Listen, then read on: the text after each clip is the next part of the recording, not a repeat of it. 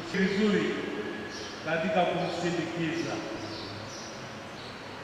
Ratiba iliyopangwa inajikita ifuatavyo: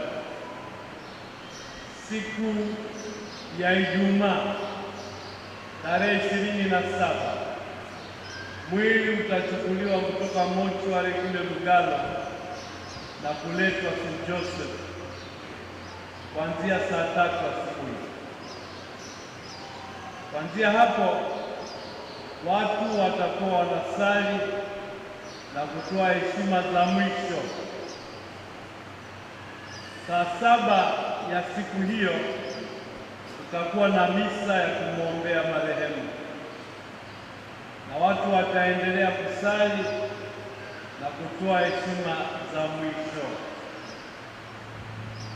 Siku inayofuata tarehe 28 mwili utachukuliwa asubuhi saa 12 na kupelekwa Pugu.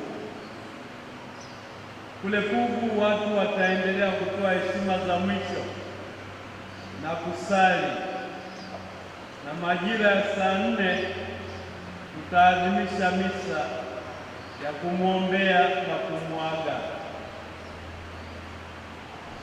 Ninatumaini kwamba wanajimbo mtashiriki ipasavyo, lakini tunapokuwa katika kipindi hiki cha maombolezo, naomba tuzingatie yafuatayo.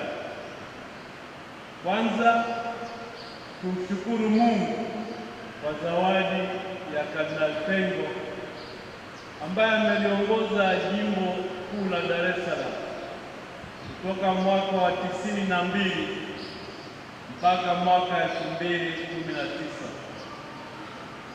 Alifanya kazi nzuri na nzito, akachangia sana katika kukua na kuendelea kwa jimbo.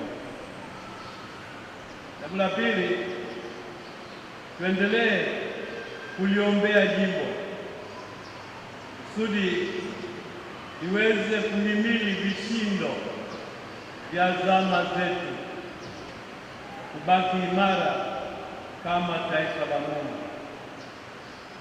Jambo la tatu, tumwombee pumziko la milele.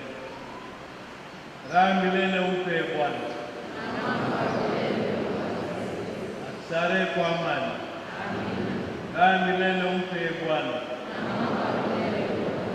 pumzike kwa amani. Simame kwa baraka.